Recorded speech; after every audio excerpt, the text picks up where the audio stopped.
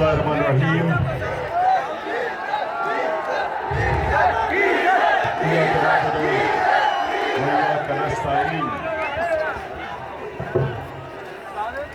मनसेरा सबसे पहले इस शानदार इस्तकबाल का मैं आपका दिल से शुक्रिया अदा करता हूं। बहुत बहुत शुक्रिया। मैं आज आज़म स्वाति आपका,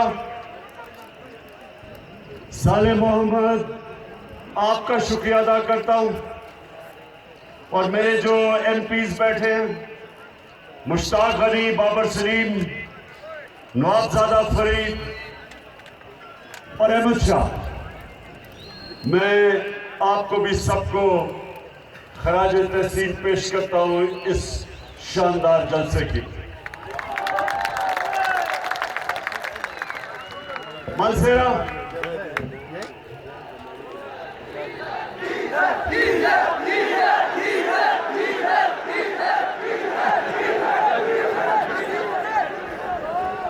मैं हर जलसे में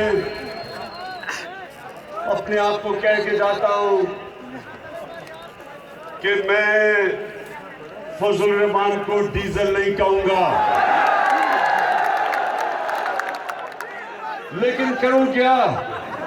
मैं जब खड़ा होता हूं तकरीर करने के लिए